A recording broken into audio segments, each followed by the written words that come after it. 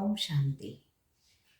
आजची मुरली आहे 18/2/2025.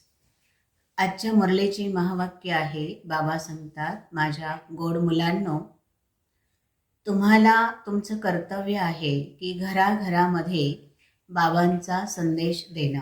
कुठल्याही युक्तीने कोणत्याही परिस्थितीमध्ये घराघरामध्ये जाऊन बाबांचा परिचय देणं.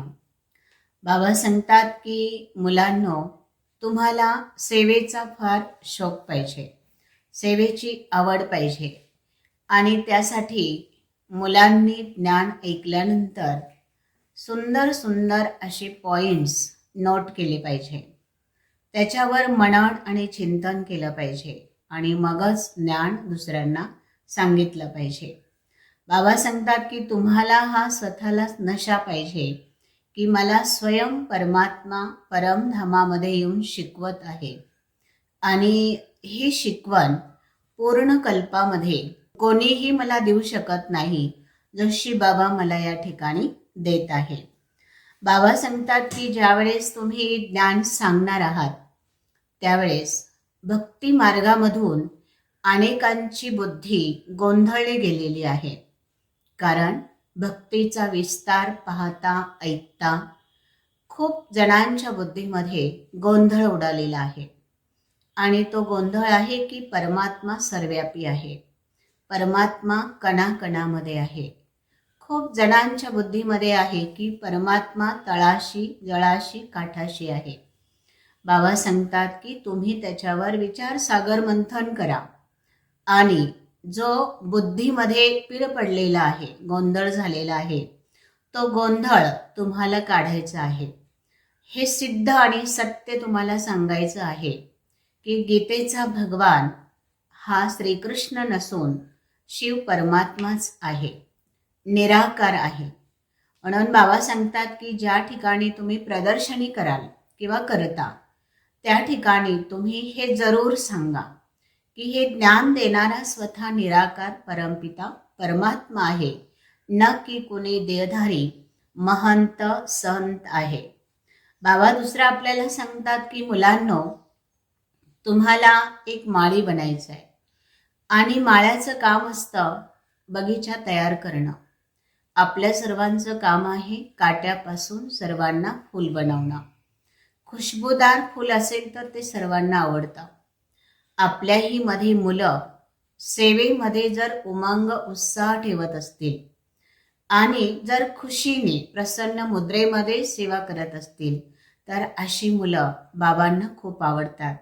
जसं की उमललेली फुलं देवी देवतांच्या चरणावर किंवा सत्कार सन्मानासाठी वापरतात, तसेच सेवेमध्ये उमंग उत्साह ठेवणारे मुलं अन्य ठिकाणी देखील त्यांना निमंत्रण मिळतं आणि सर्वत्र असं विचारलं जातं की हा सेवाधारी, हा बच्चा आमच्याकडे पाठवा. मग बाबा सांगतात की हीच सेवेची खुशबू तुम्हाला इतरांपर्यंत द्यायची आहे. दुसऱ्या बाबा सांगतात की मुलांनो, पुराणा देह आणि पुराणी दुनिया यापासून तुम्हाला वेगळं व्हायचं आहे, म्हणजे ही दुनिया विसरायचं आहे. कारण ह्या दुनियामध्ये दुःखच दुःख आहे. ही दुनिया आत्ता सध्या तरी जगण्याच्या लायक नाहीये. म्हणून बाबा सांगतात एक दिवस जर ह्या दुनियातून तुम्हाला जायचंच आहे तर असतानाच तुम्ही ही दुनिया विसरण्याचा किंवा ह्या दुनियापासून बाजूला होण्याचा प्रयत्न करा. बघा, बाबा आपल्याला सांगतात की सर्व मुलांना बाबांनी हे दिलतख्त सिंहासन दिलेलं आहे आणि हे सिंहासन कुणालाही भेटत नाहीये. बाबा आपल्या मुलांना पूर्ण कल्पासाठी हे सिंहासन देतात. तर बाबा सांगतात दिवसभर कोणताही धंदा काम करा, भले तुम्ही खा प्या झोपा फिरा, परंतु ह्या सिंहासनावरनं कधीही उतरू नका. कारण बाबांचं दिल हे आपल्या सर्वांच्यासाठी खूपच सेफ्टी म्हणजे सुरक्षितेचं स्थान आहे. ह्या स्थानावरती कोणत्याही प्रकारची माया परिस्थिती ही येऊ शकत नाहीये. दुसरी गोष्ट की बाबा आपल्याला नेहमी सांगतात घर में एक तो बाप रहेगा या तो रावण रहेगा. आपण जर आपल्या दिलरूपी आसनावरती बाबांना जर विराजमान केलं असेल तर मायेची किंवा रावणाची हिंमत नाहीये की ते आपल्याला आतमधून सतावू शकतात.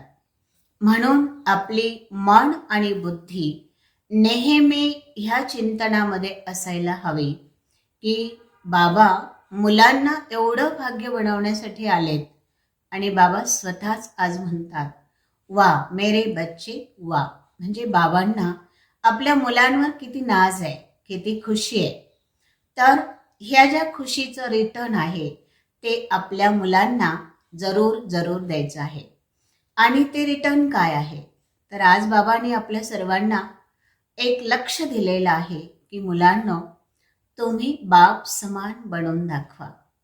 बाप समान बनवण्यासाठी आपल्याला घराघरामध्ये जाऊन पहिलं आप समान बनवावं लागणार आहे.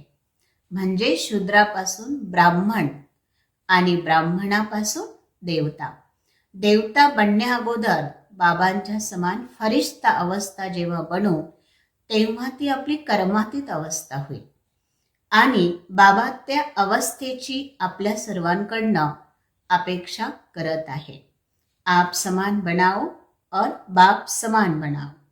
बाबा दुसरं सांगतात की मुलांनो तुम्हाला वाईट आणि व्यर्थ वातावरणापासून तुम्हाला बाजूला राहायचं आहे. कारण ह्या दुनियामध्ये जे व्हायब्रेशन आहे ते आपल्या मनाला कमकुवत करतात. मनाची जी शक्ती आहे ती कमी करतात. म्हणून दृढताच्या शक्तीला धारण करा, एकाग्रतेच्या शक्तीला धारण करा, जेणेकरून आपल्या मनाचं मनोबल हे एकाग्र राहील, दृढ राहील आणि यामध्ये आपण सर्वजण सुरक्षित राहू. ओम शांती.